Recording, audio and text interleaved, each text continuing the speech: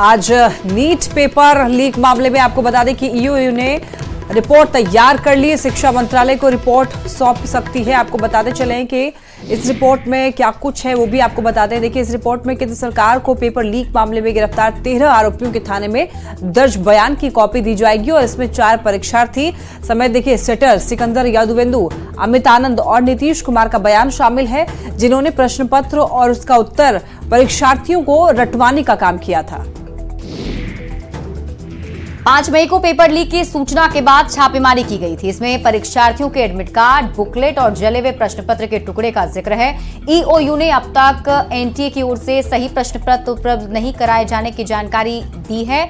EOU की ओर से supreme court को भी जांच रिपोर्ट सौंपी जाएगी और इस मामले में सुप्रीम कोर्ट में 8 जुलाई को सुनवाई भी होनी है।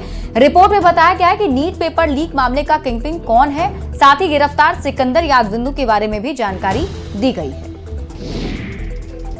नीट पेपर लीक कांड को लेकर के ईओयू एक्शन मोड में है। सूत्रों से मिली जानकारी के अनुसार तेजस्वी यादव की पीएस को नोटिस जारी किया गया है और उनसे पूछताछ की जाएगी। साथ ही ईओयू की टीम अब इस मामले में गिरफ्तार सिकंदर कुमार यादवेंदु के खिलाफ आय से अधिक संपत्ति मामले में केस दर्ज करेगी।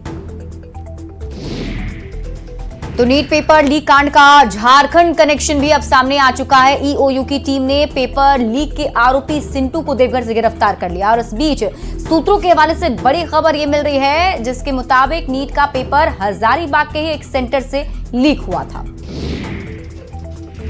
पटना में जो जले हुए बुकलेट बरामद हुए थे उसके आधार पर यह खुलासा हुआ है और इतना ही नहीं, आरोप यह भी है कि रांची में मेडिकल के स्टूडेंट ने प्रश्न पत्र हल किए थे। वहीं नीट पेपर लीक मामले में सांसद संजय झा ने कहा है कि मामले की जांच चल रही है। इस दौरान तेजस्वी यादव के पीएस को लेकर उन्होंने चुटकी ली और कहा कि उनके निजी सहायक का नाम आ रहा है, सब तार उन्हीं के यहां से क्यों आ रहा है, इसकी जांच चल रही है। बड़ा स्पेसिफिक आ रहा है, उनके जो पर्सनल स्टाफ में जो थे, जो मेन एक्यूज है, उसका जगह का बुकिंग तो सब वही करवाए हुए हैं। तो होगा ही क्या, चुनौती क्या देंगे? जब आदमी फंसता है तो चुनौती ही देता है ना।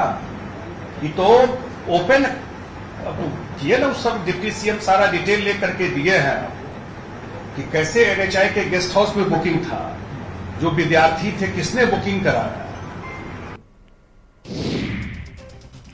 नीट परीक्षा धांधली मामले में पूर्व डिप्टी सीएम तेजस्वी यादव के करीबी प्रीतम से ईओयू की पूछताछ होने वाली है और इसे लेकर के जेडीयू के विधान पार्षद खालिद अनवर ने निष्पक्ष जांच की मांग की है। उन्होंने कहा कि नौकरी के बदले जमीन लिखवाना, पढ़ाई के बदले पैसा लेना आरजेडी के नेताओं का चरित्र रहा है। उन्होंने ये भी कहा कि नीट परीक्षा में धांधली के मामले अब जाहिर हो चुके हैं, कई सबूत भी मिले हैं। ऐसे में सुप्रीम कोर्ट को जल्द फैसला लेकर नीट परीक्षा को रद्द कर देना चाहिए। ये है कि एजुकेशन को और स्टूडेंट्स के करियर को पॉलिटिसाइज न किया जाए, इसकी इंक्वायरी होनी चाहिए साफ सुथरी, पारदर्शिता के साथ, और जो लोग भी मुजरिम हैं उनको सख्त से सख्त सज़ा दी जानी चाहिए। ये मामला सुप्रीम कोर्ट में है और सुप्रीम कोर्ट को फैसला लेने दीजिए। हम लोग मेरे ख्याल से इसमें न पड़े। अगर एविडेंसेस होंगे तो कैंसिल होगा, एविडेंसेस नहीं होंगे तो कैंसिल नहीं होगा। बिहार विधानसभा में नेता प्रतिपक्ष तेजस्वी यादव ने पेपर लीक के साथ ही पुल गिरने की घटना को लेकर के एनडीए पर निशाना साधा है। उन्होंने कहा है कि सभी घटना के लिए आरजेडी, लालू प्रसाद और तेजस्वी यादव को जिम्मेदार ठहरा दिया जाता है और सत्ता पक्ष के लोग दूध के धुले हुए हैं। आज भी लगातार पुल गिर रहा है, लगातार ट्रेन हादसा हो रहा है, लगातार पेपर लीक हो रहा है। एक बता दो किस पे कार्रवाई की गई हो, कौन पकड़ा जा रहा है? हाँ, घूम फिरा करके तेजस्वी और लालू जी को गाली देते हैं लोग, इशू को डाइवर्ट करने के लिए। हम ही लोग पुल गिरवाते हैं, हम ही लोग ट्रेन हादसा करवाते हैं, हम ही लोग पेपर लीक करवाते हैं। ये लोग तो एकदम दूध का धुला हुआ सब बैठा हुआ है साहब। और बड़ी खबर आपको सिवान से बता दें, जहां गंडक नहर पर बना पुल टूटकर धड़ाम से गिर गया। महाराजगंज अनुमंडल के रामगढ़ की घटना है, जहां अचानक पुल टूटकर गिर गया। इस पुल का पिलर धंस गया था और पिलर धंसते ही धड़ाम से पुल गिर गया। पुल गिरने से आई तेज आवाज से पूरे इलाके में हड़कंप मच गया और हादसे में किसी के हताहत होने की सूचना नहीं है। ये पुल महाराजगंज प्रखंड के पठेड़ी बाजार और दरोंदा प्रखंड के रामगढ़ पंचायत को जोड़ता था। पुल टूटने से इस पर से होकर के आना जाना बाधित हो गया है। सुबह में गिरा है 5-5:30 बजे के अंदर। सुबह में? जी, सुबह में। कोई हताहत भी हुआ है? वो घटना नहीं, कोई हताहत नहीं हुआ है। भगवान का खुशी में है कि कोई बचा मरा नहीं है इसमें।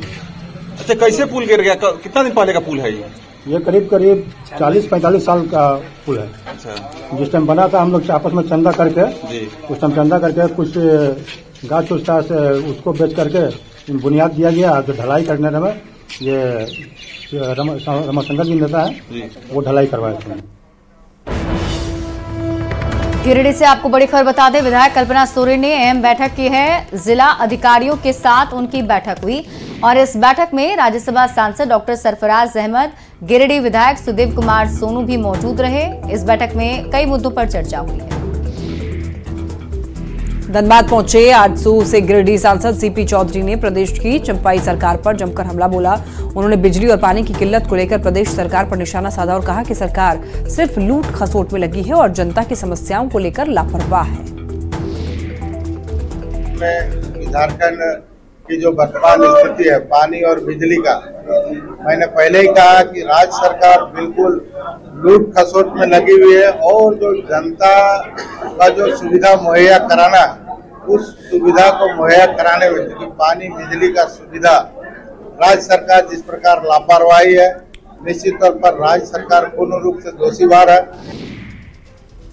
लोहरदगा में जाति गणना को लेकर सियासत तेज हो गई। राज्य के वित्त मंत्री और विधायक डॉक्टर रामेश्वर उरांव ने कहा कि ओबीसी की जितनी संख्या है, जितना अनुपात है, उतना उनको लाभ नहीं मिल पाता है। व्यवस्था यही है कि संविधान में SC ST ओबीसी को उनके अनुपात के अनुसार लाभ मिलना चाहिए।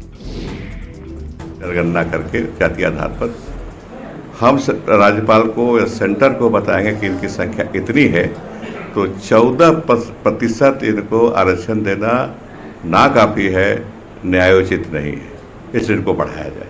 यही कारण है।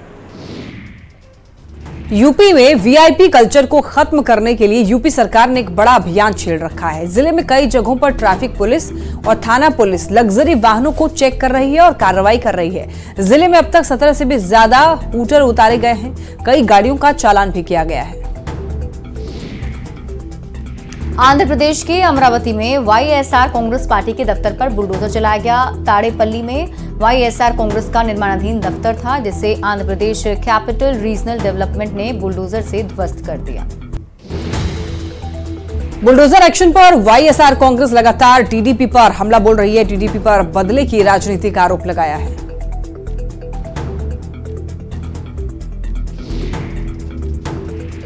अमेरिकी राज्य न्यू जर्सी की राजधानी ट्रेटन में करीब 100 साल पुरानी एक 9 मंजिला बिल्डिंग को बम धमाके में गिरा दिया गया। दरअसल ये बिल्डिंग एक थर्मल पावर प्लांट का हिस्सा थी, जिसमें करीब 1 सदी तक बिजली पैदा की गई। 2022 में इस बिल्डिंग को बंद कर दिया गया था। सलमान खान के घर फायरिंग मामले में मुंबई पुलिस को एक बड़ा सबूत मिला है। पुलिस को अनमोल बिश्नोई के खिलाफ सबूत मिला है। जानकारी के मुताबिक अनमोल बिश्नोई लॉरेंस बिश्नोई का भाई है। पुलिस को आरोपियों के पास अनमोल की ऑडियो रिकॉर्डिंग मिली है। फोरेंसिक लैब में जांच के दौरान रिकॉर्डिंग से ऑडियो मैच भी। कहा यह भी जा रहा है कि अनमोल लगातार शूटरों से संपर्क में था और फायरिंग होने के से लेकर छिपने तक का उसके पास अपडेट था। सिमडेगा में आदिवासी लड़कियों के साथ गैंगरेप के मामले में पुलिस ने 5 आरोपियों को हिरासत में लिया है। अब इस मामले पर सियासत भी गरमाने लगी है। पूर्व मंत्री एनोस सेक्का ने थाने पहुंचकर जल्द ही सभी आरोपियों की गिरफ्तारी की मांग की। साथ ही स्थानीय विधायक को आड़े हाथों भी लिया। मामले को लेकर आदिवासी नेता अमृत चिराग ने भी पुलिस से सख्त कार्रवाई की मांग की। आरा के घटना घट रहा है, यहाँ का बेटी बहन असुरक्षित है और जैसा पता चला कि यहाँ के जो विधायक लोग हैं उसी का घराने से इस तरह का हो रहा है और यहाँ का विधायक लोग यहाँ का बेटी बहन का सुरक्षा नहीं दे पाते हैं और मणिपुर की बात करते हैं। मणिपुर की घटना का कड़ी निंदा हम भी करते हैं, लेकिन यहाँ की बेटी बहन का कोई सुरक्षा नहीं, कुछ नहीं। आरा के चिल्हर गांव में लड़की को छेड़ने के विरोध में आरोपियों ने दंपति समेत 4 लोगों की जमकर पिटाई कर दी। इस घटना में 4 लोग गंभीर रूप से जख्मी हो गए, जिन्हें इलाज के लिए सदर अस्पताल में भर्ती कराया गया। जानकारी के मुताबिक कुछ युवक गांव में जा रही लड़कियों के साथ छेड़खानी कर रहे थे, तभी एक व्यक्ति ने उसका विरोध किया, जिसके चलते आरोपी युवक ने उसकी जमकर पिटाई कर दी। फिलहाल पुलिस मामले की जांच कर रही है। आरा में हथियारबंद बदमाशों ने घर पर चढ़कर एक युवक की गोली मार दी। इलाज के लिए आरा सदर अस्पताल लाने के दौरान रास्ते में ही उसने दम तोड़ दिया। चांदी थाना क्षेत्र के रतनपुर बथानी गांव की यह घटना है। इस घटना के बाद बदमाश हथियार लहराते हुए मौके से फरार हो गए। पुलिस ने जांच के दौरान मौके से 3 खोखा बरामद किया है। साथ ही अपराधियों की गिरफ्तारी के लिए छापेमारी में जुट गई है। बताया जा रहा है कि शत्रुघ्न यादव का कौशल यादव से विवाद हुआ था, जिसके बाद उसे गोली मार दी गई। कौशल को मारा है जादव, कौशल जादव। पता नहीं किस लिए हमारा बोला बाली हुआ, एक बार की काली गोली मार दिया। किस बात को लेकर बोला बाली हुआ? किस बात को लेकर? यही तो पता नहीं चला। हम लोग तो द्वार पर थे, स्कूल आ गया, स्कूल के पास हुआ था, तो हम लोग सुना था गए, जब तो मार दिया था गोली। पहले से कोई विवाद? तो स्कूल थोड़ा ही से दूर में आ गया है। पहले से कोई विवाद है आप लोग का? नहीं, पहले से कोई विवाद नहीं। आरा के वार्ड नंबर 28 के वार्ड प्रतिनिधि के साथ उत्पाद विभाग की टीम ने मारपीट शुरू कर दी। जानकारी के मुताबिक वार्ड प्रतिनिधि अपने घर में कुछ लोगों के साथ बैठे थे, जिसको लेकर के काफी देर तक हंगामा होता रहा। इसको लेकर मोहल्ले के लोगों ने उत्पाद विभाग के इस कार्रवाई का विरोध किया। साथ ही वरीय अधिकारियों से शिकायत करने की बात कही और कार्रवाई नहीं होने पर आंदोलन की चेतावनी भी दी। 10 आदमी रोज आएगा, दस्तखत बनाने को आ रहा, कोई काम के लिए आ रहा, तुम घूस कर कैसे ले जाओगे हमारे लड़का को? और उसके बाद से जब सब कुछ बोलने लगा है तो लाठी डंडा कर दिया 4। अब मेरे घर पे जाके हमको कह रहा है कि ये घर पे फोटो खींचा, सील करेंगे घर को, सील करेंगे घर को। हम समझा कि नहीं। नवादा पुलिस ने साइबर अपराधियों के खिलाफ कार्रवाई की, जिसके चलते पुलिस ने 5 आरोपियों को गिरफ्तार किया है। जानकारी के मुताबिक आरोपी फाइनेंस धनी कंपनी में लोन दिलाने के नाम पर झांसा देकर के लोगों को ठगते थे। पुलिस ने लोगों के पास से 150 पेज का कस्टमर डेटा और 7 मोबाइल फोन भी बरामद किए हैं। वारसलीगंज थाना क्षेत्र के 2 गांव कोचगांव और कांधा में वारसलीगंज थाने के द्वारा रेड किया गया और कुल 5 साइबर क्रिमिनल्स को और साइबर ठगी करने के प्रोसेस में गिरफ्तार किया गया। ये लोग जो है धनी फाइनेंस के नाम से ठगी करते हैं। धनी फाइनेंस के नाम पर ये लोग पहले फेक आईडी बनाते हैं और उसके बाद लोगों को कॉल करके ऑनलाइन सस्ते दर में लोन उपलब्ध कराने हेतु प्रेरित करते हैं। इनके पास से 7 एंड्रॉयड फ़ोन और 1 कीपैड फ़ोन बरामद किया गया है और ढेर सारे कस्टमर्स के नंबर जो इन्होंने लिख रखे हैं और जिनमें ये कॉल करते हैं वो बरामद किया गया है। बेगूसराय में घायल लड़की इलाज के लिए सदर अस्पताल पहुंची, लेकिन उसे अस्पताल प्रशासन की ओर से स्ट्रेचर तक नहीं दिया गया, जिसके चलते परिजनों को अपने मरीज को गोद में उठा करके लाना पड़ा। वहीं अस्पताल गार्ड का कहना है कि स्टाफ नहीं होने के कारण मरीज को गोद में ही ले जाना पड़ा, जिसके चलते उन्हें काफी परेशानी का सामना करना पड़ा। उसके बाद उठा के ले गए गोदी में। यहाँ पर स्टाफ नहीं था, अब उस टाइम नहीं था, हम अपने लेके गए थे। वो तो पेशेंट देखिए, उसको जरूरत था तो गोदी में उठा करके ले गया। ताना तो चाहिए उसको। अब नारायण ने पूछिएगा किसी मतलब लगाए आप तो देखते स्ट्रेचर खींचने के लिए जो मरीज सीरियस आवे। हाँ, क्या उसको ले जाना है, लेकिन नहीं अभी नहीं, अभी तो नहीं है। अभी कहाँ है, खाली है। तो धनबाद के भूली जालान फैक्ट्री में काम के दौरान ऊंचाई से गिरने से कर्मचारी की मौत हो गई। अब मृतक के परिजनों की फैक्ट्री प्रबंधन से मुआवजे को लेकर के सहमति बन गई है। बता दें आपको कि कर्मचारी की मौत के बाद स्थानीय लोग शव को लेकर जालान फैक्ट्री के गेट पर रखकर प्रदर्शन करने लगे।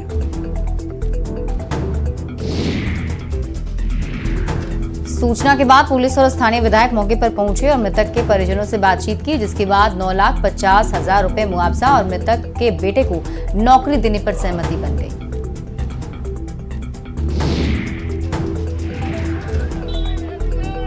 इसमें अभी 50,000 रुपये हम लोग को हाथ में दिया गया है। बोला गया कि भाई को परमानेंट नौकरी इसको जितना पढ़ाई के अनुसार योग्यता के अनुसार इसको दिया जाएगा 13वीं के बाद खत्म होने के बाद। और माँ को जो भी एसआई के द्वारा पीएफ बने पेंशन बनेगा वो उनको हर मंथ मिलेगा। इसी में फैसला हुआ है। एक्सीडेंट हुआ था, उसका सेटलमेंट आज थाना प्रभारी भूली और थाना प्रभारी गरुड़ के प्रेजेंस में ही ये काम हो गया, जिसमें मैनेजमेंट ने 9,50,000 रुपया मुआवजा के तौर पे पीड़ित परिवार को देने की घोषणा की।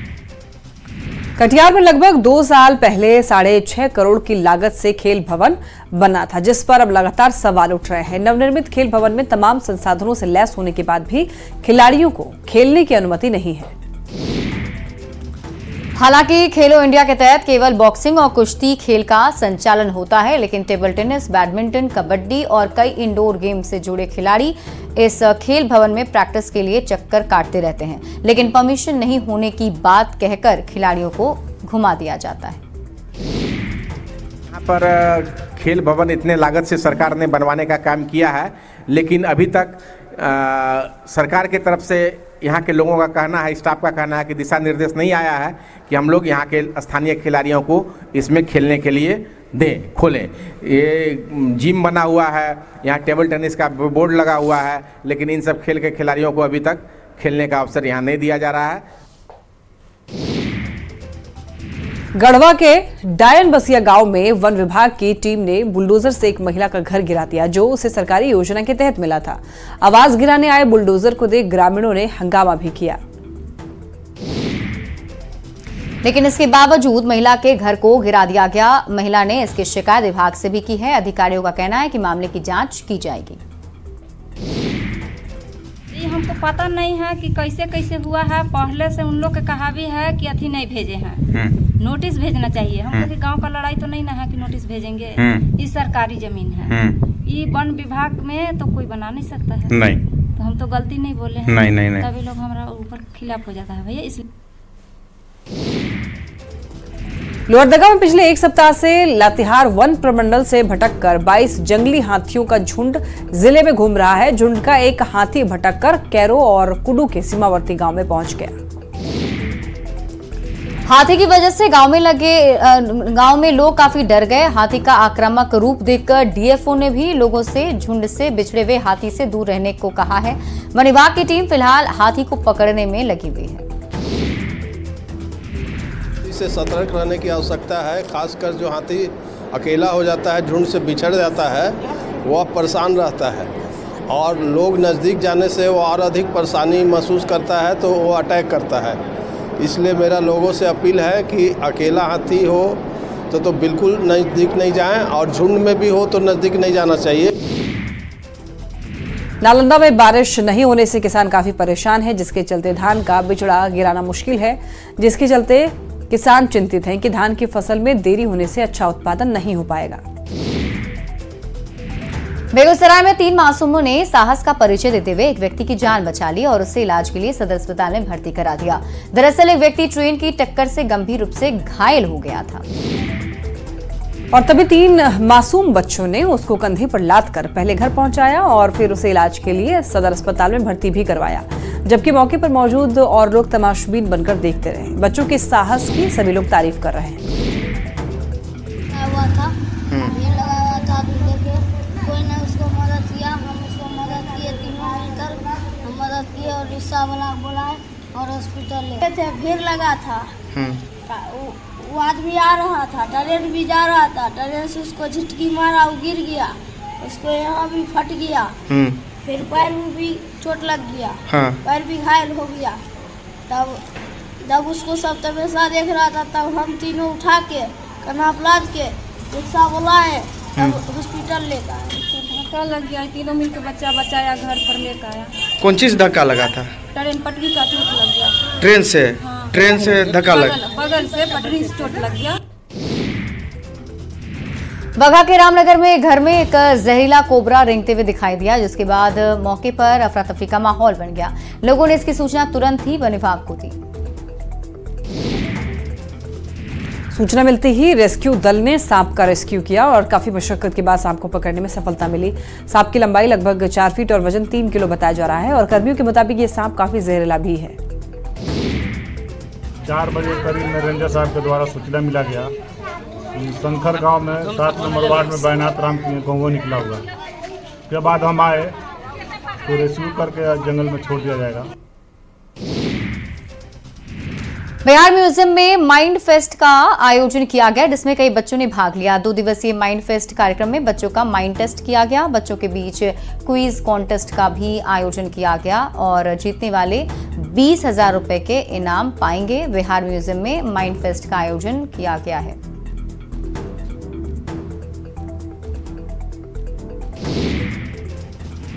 बगहा में गोरखपुर से नरकटियागंज तक जाने वाली सवारी गाड़ी अचानक वाल्मीकि नगर और पनियावा के बीच रुक गई। जानकारी के मुताबिक ट्रेन के इंजन में एयर लीकेज होने लगा था और जिस कारण ट्रेन रुक गई और ट्रेन रुकने से अचानक से अफरा तफरी का माहौल भी बन गया। और फिलहाल इस बुलेटिन में अभी के लिए बस इतना ही। आप देखते रहिए न्यूज़ 18 बिहार झारखंड।